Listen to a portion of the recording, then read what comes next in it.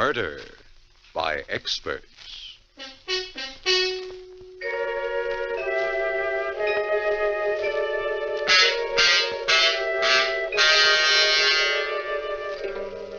The Mutual Broadcasting System presents Murder by Experts, with your host and narrator, Mr. John Dixon Carr, world-famous mystery novelist, whose books have been translated into 17 languages and have sold over 10 million copies, and author of the recently published detective novel, Below Suspicion.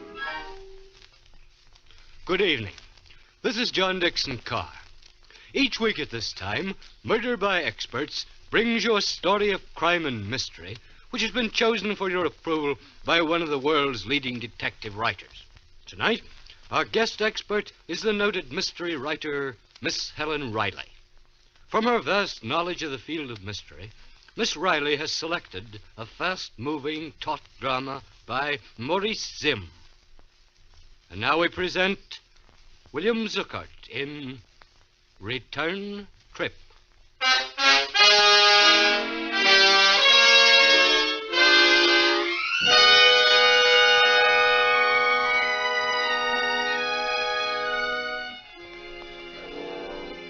Our scene, a small, plainly furnished hospital room, late at night. The patient, a man in his late 30s, is flat on his back, staring up with pain-filled eyes at the ceiling. He raises his head slowly as the door to his room is opened. Nurse? Yes, there's someone to see you. Yeah? This is Superintendent Andrews of the State Institution. Oh. What have you got there? I've set up a recording machine out in the hall. Careful with the wire, nurse, when you close the door. The doctor said not to keep him. Yes, I'll make it as brief as possible. You may go now, nurse. Very well. Do you, mind if I hook this microphone at the head of the bed? Suit yourself, fella. Well, it was a choice between a recording machine and a stenographer, and I figured that in your condition, Well, who said I was beefing? Go on, ask your questions. I have only one question. What happened? You mean I can tell this in my own way? That's great. Had an uncle once, you know, that was a writer. He wouldn't have gone near this kind of a story, though, with a 10-foot pen. No, he went in for happy endings.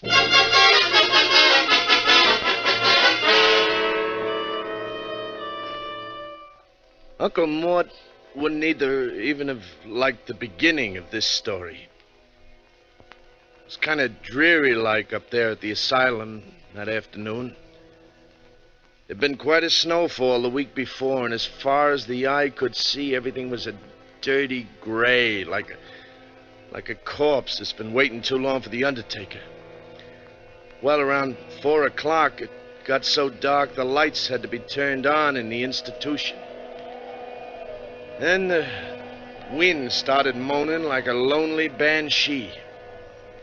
Fine day for a murder, as the fella said. Well, there were 3 passengers sitting in the bus when I went outside for the return trip. 2 men and a woman. Maybe I ought to call her a girl, because she wasn't much more than that. Anyway, these 3 passengers all had return tickets, and I went down the aisle collecting them. Driver, how soon do we start? Right away, miss. We're 2 minutes late already. These little jerkwater bus lines never keep to their schedules. Now we'll never get out of these mountains before that blizzard lets loose. Can I have your ticket, please, mister? You really think there'll be a storm? Can't fail. Lady, when they have snow up in these godforsaken mountains. Why, this morning on the bus coming up, a man was telling me about the time... The windbag was sitting right across the aisle from the girls, 2nd row from the front. Halfway back in the bus sat the 3rd passenger, all huddled up in his overcoat. He didn't open his trap. Well, that was the picture as we swung out onto the highway for the return trip. And this guy in back of me seemed to be itchy to start a conversation with somebody as soon as we got rolling. Might as well get acquainted, miss. 50 miles before we get to civilization. John Willard's the name. I said... Oh, beg your pardon. Were you speaking to me? Oh, yes. I'm afraid I was thinking of... Oh, sure. Sure, these visits to the institution, always depressing, aren't they? This is my first time. Oh? Some friend? My husband. Oh. That's too bad. I hope... What's that? Some kind of siren. Yeah, that's the asylum alarm, all right. That means he... One of the inmates must be playing hide and seek with the keepers. That happens every once in a while. Gosh, what if it's my brother? Oh? Is he the busting out kind? Oh, it sort of upsets him to see one of the family, but then we don't come to see him, it upsets him even more. I see what you mean. Do they always catch them? Well, they tell me the place has never lost a customer yet. A moment ago, I was praying that it wasn't Jim. But now I don't know, even if they had to. Well, it would be better than seeing him as he was today. Anything would be better than Listen. seeing him... Hey, that's a police siren. Sounds like they're almost on top of us. Yeah, there they are. Look out, they're going to pass us. That's nothing. They're flagging me down.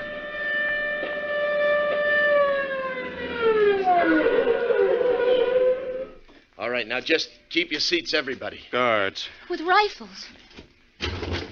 We're looking for somebody. Yeah, we heard the asylum alarm and... Seen anyone along the road? No, not even a jackrabbit. Officer, who is it you... Gregg, Steve Gregg. Oh, That's a relief. Holly, take yourself a walk down the aisle. Keep your rifle ready when you look behind those back seats. Are you kidding? Hey, when was this coming out party? I don't know. Maybe as much as a couple of hours ago. Huh? Does this Gregg have a gun? I can't guarantee he hasn't. But it was a file that sprung him. A tiny steel file. Must have been working away at the bar since the day he was committed. A month ago. his stay was short. Nobody back here? Now check the gents for identification. I know how it is, driver. Can't take chances. Well, of course not. Here's mine. Okay. I didn't really mean that. Your name, it's- Frank Keniston? You can read, can't you? Friendly cuss, ain't you? You know, that's the first peep that passenger has let out. I was beginning to think he was a deaf mute. Yeah. Well, here, driver, you can have this stuff back. Oh, thanks. What about you, mister? It's okay, Hawley. His name's John Willard. I checked his identification. Okie doke. Come on, Denton, let's scram. We gotta find Gregg before he finds anybody. Yeah. Driver, you can turn around and go back. Go back. Go back, why? Look, this Gregg is a killer. A ruthless, senseless killer. What I mean is, when the mood strikes him, he strikes. Well, what's that got to do with us turning back? Didn't I tell you this guy kills even without reason? Now he's got plenty of reason. He's got to get out of these mountains, but quick. If he's down the road, there are a lot of ways he could stop a bus. I say turn back. But that blizzard's liable to break any minute. We could be snowbound up here for days. If I had to spend even one night in that institution, so help me, they'd have to keep me there. Listen, driver. Now, just a second, Mr. Willard. You're just one passenger. There are three. What about you, miss? Well, whatever you say. Mr. Keniston? I say keep going. That settles it. Hurry up, Denton. No, wait. What does this killer Gregg look like? Height about 5'10", weight about 165. Dark hair, brown eyes, 37 years old. Denton, get the lead out of your britches. But I still think they We ought to... warned them, didn't we? Now, if they meet up with him, it's their funeral. Yeah. Well, we can take care of ourselves, fellas.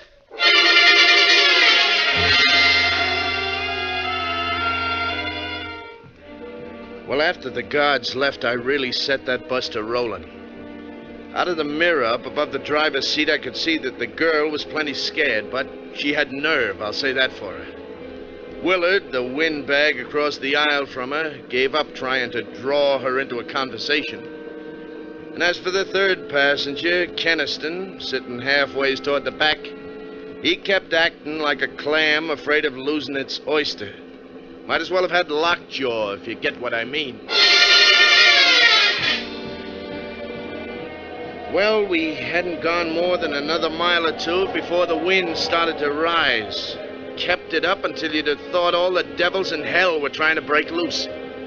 Got black as the inside of a tomb until the snow started to fall. But with that wind whipping it around, it didn't exactly fall. It was a real howling blizzard. This is getting on my nerves. What have we got here anyway? A collection of zombies? Somebody say something. Well, I was just going to say. You were going to say the weather is rotten. Yeah, and she can say that again. No, that isn't what I was going to say. No? Hurrah! That'll give us 2 topics of conversation. We'll save the weather for later. Well, go ahead, lady. I can't think of a better antidote for the screaming Mimis right now than your voice. It occurred to me why the guards asked for identification. Yeah? The description of Killer Greg. 5'10", 165 pounds. Dark hair, brown eyes, 37 years old. So what? It's a remarkable thing. That description would fit you, Mr. Willard. Oh? And Mr. Keniston. What's that? Me? And, for that matter, the driver. Say, now look.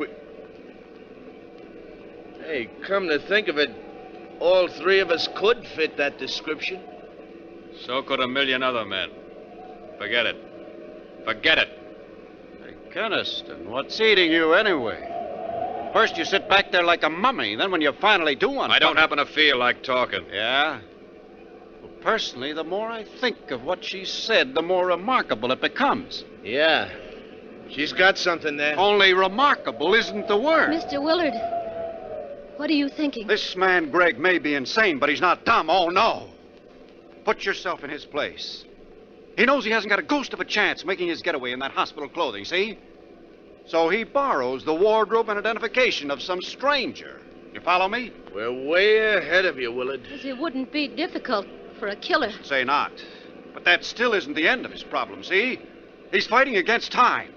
He's got to get out of these godforsaken mountains down to civilization before they can throw a noose around the whole area.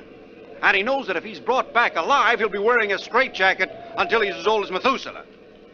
Well, you've got quite an imagination, Willard. Thanks.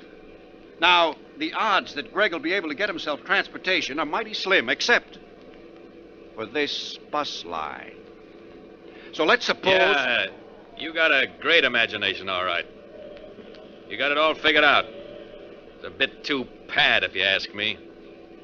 Remember, please, you're the one who was so dead set against turning back. Really, Keniston? Well, I'll leave it to the lady here and the driver. Do I look insane? Well? Search me. There were times, long periods of time, when Jim didn't either. It's my husband, I mean. That was the terrible part of it. He would be just like the old days, and we'd be so happy together, and then all of a sudden, without warning, It's Keniston's been acting crazy, not me. I'll bet it wouldn't take a half a dozen psychiatrists to prove that he... Hey, an avalanche! It's coming down on us! Hold on!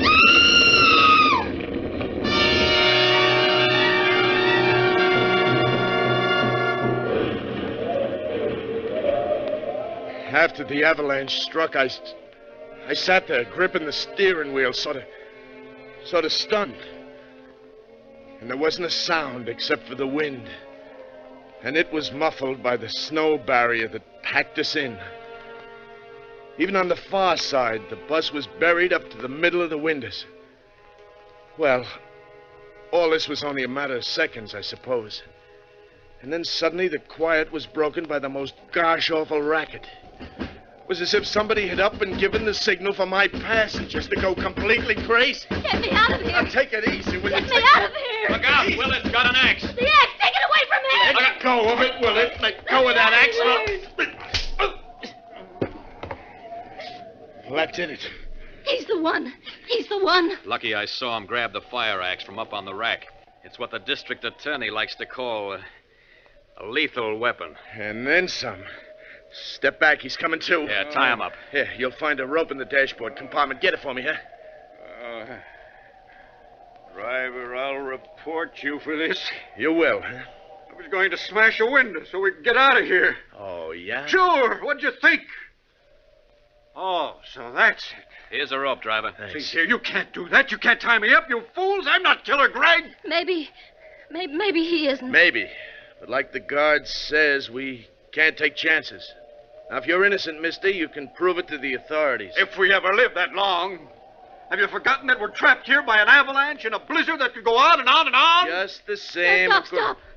This is ridiculous. What do you mean, miss? Well, it's just that there's no proof that Killer Greg is on this bus. Well, if you put it that way, It's all my fault, and I'm very sorry. My only excuse is that I was so upset by seeing Jim, my husband. I still say that... No. We've got to start acting like rational human beings. You let poor Mr. Willard up from that floor. Thanks, lady. All right. But I'm warning you, Willard, no funny stuff. Snap out of it, driver. We've got to get out of this mess. Hand me that axe. Do I look that dumb? All right, then use it yourself. Smash a window so we can crawl out. Willard, what makes you think the windows won't open? Huh? Then open one. What for? To let in the blizzard? But we've got to get out of here. Not me. Take a bear to make even a city block in that blizzard. But we can't stay here. Why not? We're not freezing yet. Driver's right. Our best chance is to sit pat until the storm lets up. But what if it doesn't? If and when the weather clears, we can send out a party for help, huh? Yeah, or maybe a road clearing crew will come to our rescue. Yes. I suppose that's the sane thing to do. Wait here. Well, how about you, Willard? You also decided to do the sane thing? I don't like that crack, Keniston. One more like Now, it. look, we're not starting that again.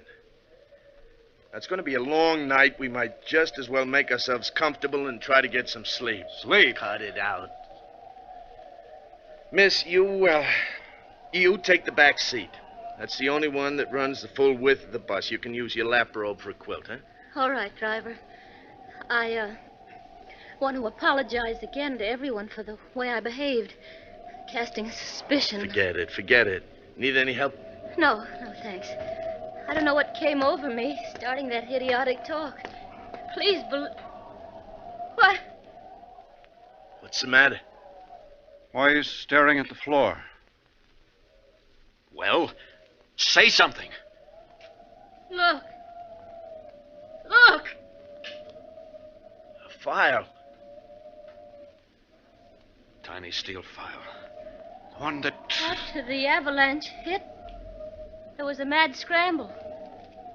One of you lost it then. One of you is Greg. Killer Greg! Let me out of there! Let me out of there! Well, we just let her wear herself out, kicking and banging on the door. Nobody said a word. Willard and Keniston just stared at me and at each other.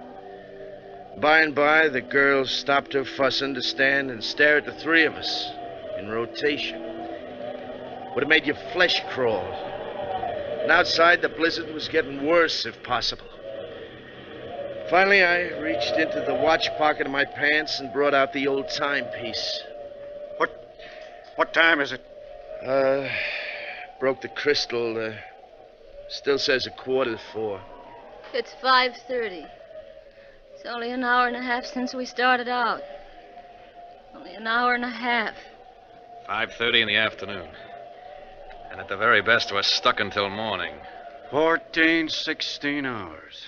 Might as well be forever. Now, look, miss, we just got to make the best of it. I still think you ought to go back to the rear seat. And sleep? If you can, yeah. Willard, the driver, and myself will be keeping a rather close eye on each other in the light of recent developments. You'll be all right, especially if you take that axe away from the driver. Huh? Let her have it for her protection. Sure. Let her have it. Yes. You give it to me. Okay. You, holding on to the file, too? Of course she is. The file could also be a lethal weapon.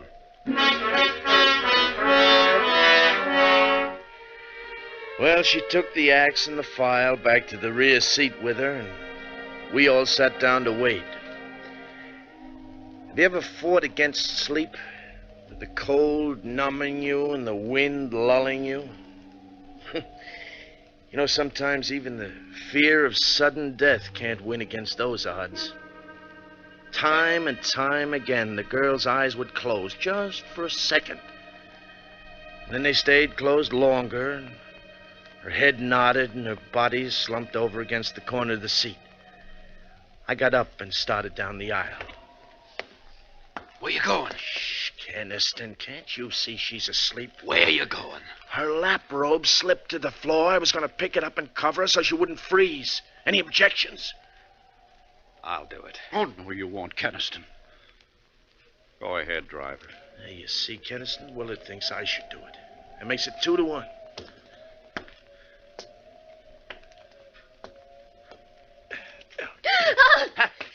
Help me! Help me with this wildcat! Get that file away from me before she jabs my eyes out! She was like a devil on a pinwheel. I was lucky to tear loose before she did any more than nick me about the face. Afterwards, when Willard told her what I was up to, she apologized, but I didn't go near her again all the rest of that night. Well, about 5 o'clock, the blizzard stopped, and at 7, the sun managed to break through. We held a council of war. We can't send out for help. Why not? Don't you see, Mr. Willard? If we split up the men, whichever of you is Greg would have too good an opportunity. Whether he goes or stays. Well, you could go. Alone. I'd never make it. We could all go together. How about that, driver? Well, I'd rather stick with the bus, Keniston. But before we decide anything, let's get out and look around. We got a window open on the far side of the bus and crawled through. The girl first. She was still clutching the axe and the file. Come here and look. Another few yards and we'd have escaped the avalanche entirely. We can shovel our way out. I'm sure we can. Well, there were 2 shovels in the tool compartment at the tail guard of the bus. That only let 2 men shovel at a time, with the 3rd man getting a breather meanwhile. And it took a lot of shoveling. What's the matter, driver? Did you hurt your hand? Nothing much. Feels good just to take off these stiff leather gloves. Looks to me like you've got some blisters on that right hand. Thumb and first 2 fingers. Say, Keniston, are you shoveling or talking? We'll never get out of here at this rate. Well, it's your turn anyway. I'm tired. Not as tired as Willard looks. I'll relieve him. No, that's all right. I can keep going yet for a while. Okay, then, Keniston. Here. Let me take a turn. I know I won't be much help, but I can at least try. No, you're a mounting guard. I'm sure you could do as well as Kenneth. Where is Keniston? Why... Keniston was making a mad dash through the snow. Willard dropped his shovel and tore after him. I yelled for Willard to let him go, but I don't think he even heard me. For a while, it looked like Keniston was going to make it, but then he floundered and fell in the snowdrift. And before he could get underway again, Willard nailed him. You'll stay put for a while. What did you do? Knock him out? What else was there to do? Is he? Oh, I knew all the time it was Keniston. you think his running away proves it? It's the same as if he'd confessed. He knew it was his last and only chance. What are we going to do with him now? Tie him up. And we're getting him and the bus out of here. Say, I wonder if there's a reward. In no time at all, we had the bus clear and headed for civilization. Those snow-covered mountain roads weren't exactly my idea of a speedway, but I gave the motor the gun. Willard and the girl didn't take their eyes off Keniston. I kept watching him, too, out of the mirror over the driver's seat. He looks like he's coming to. Don't worry, driver. Those knots I made in the rope won't give. Besides, I'm keeping the axe handy just in case. He's opening his eyes. Watch him now, watch him. Yeah, watch me. And listen to me, too. Shut up, Keniston, or I'll stop this bus and put you out for good. Not before I've had my say. Willard, you too, lady. Why do you think I tried to make a break for it? That's easy. You're Killer Greg. You fools. You blind, stupid fools. Was it my watch that had its crystal smashed at 4:15 yesterday afternoon? So it was mine. So what? At 4:15 yesterday afternoon, Killer Greg waylaid the real driver of this bus and took his place. What? Oh, no. That's how the crystal came to be broken. Shut up, Kennison. You can't talk your way out of this. It could be a coincidence. Sure. Yeah, that's what I thought, too. A coincidence. Until I noticed the blisters on the thumb and first 2 fingers of the right hand. A file would make blisters like that. A file held in the right hand of Killer Greg. Look at him. It's true. Greg! Greg! Don't come a step closer, any of you. You make the slightest move, I'll crash the whole lot of us. Don't do it, Greg. Stop the bus. We won't do anything. It was a perfect plan. It had to work. Oh, if only that avalanche hadn't come along. Well, I'll still make it. I'll still make it, even if I have to kill us. That turn! Look out for that train!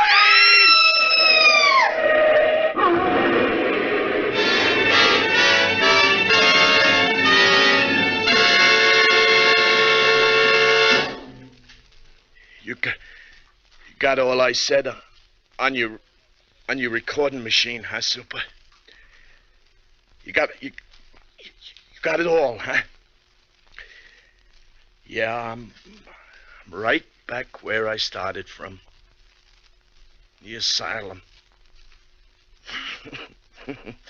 Anyway, I outlived those 3. I outlived those 3, didn't I, Super?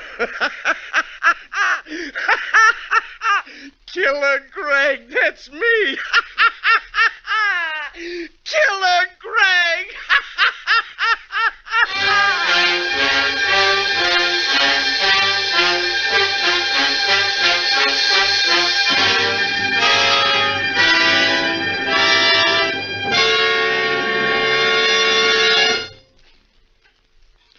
And so the curtain falls on Return Trip, which was chosen by guest expert Helen Riley, whose latest thriller is Staircase 4. Next week at this time, Murder by Experts brings you a story of a woman who awakened from a nightmare to find reality even more frightening, as selected for your approval by one of America's leading detective writers. Until then, this is your host, John Dixon Carr, hoping you'll be with us next week at this time.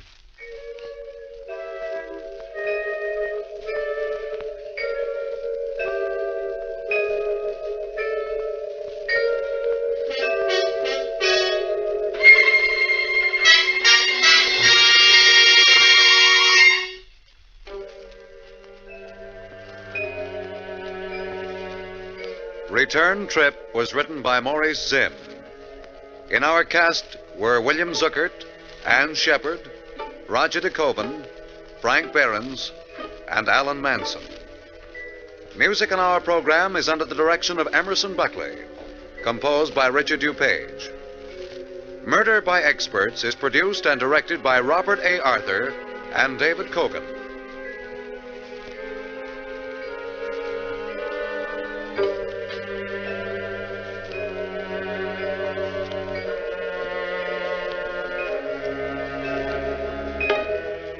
All characters in this week's story were fictitious. Any resemblance to the names of actual persons living or dead was purely coincidental. This is Phil Tonkin speaking.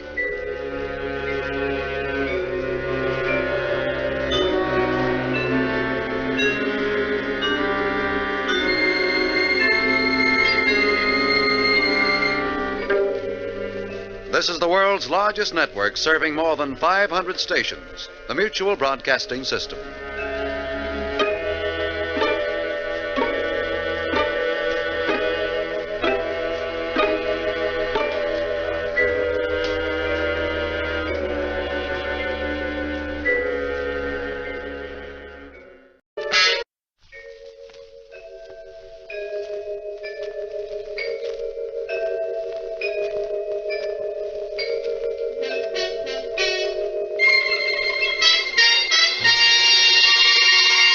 Murder by Experts.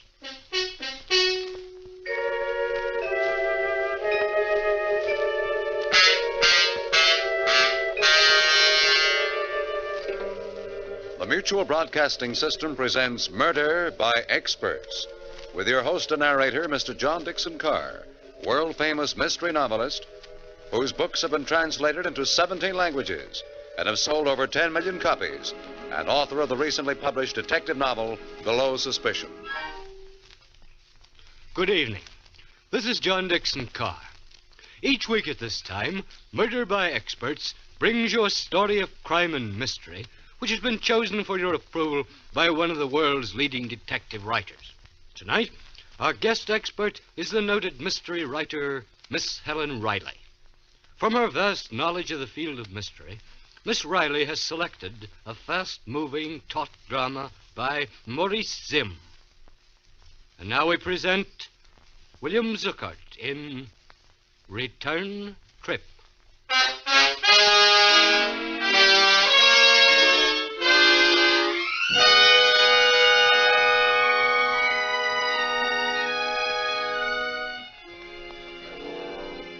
Our scene, a small, plainly furnished hospital room, late at night.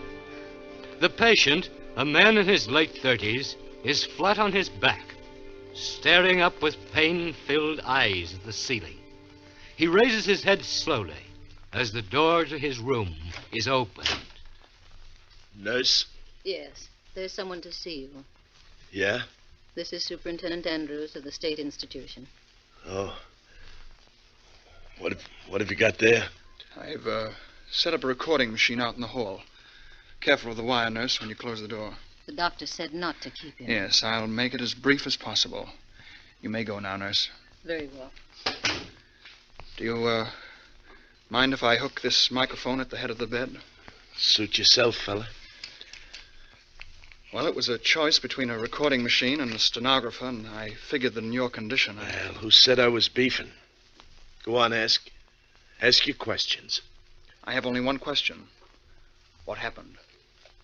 You mean I can tell this in my own way? That's great. Had an uncle once, that was a writer.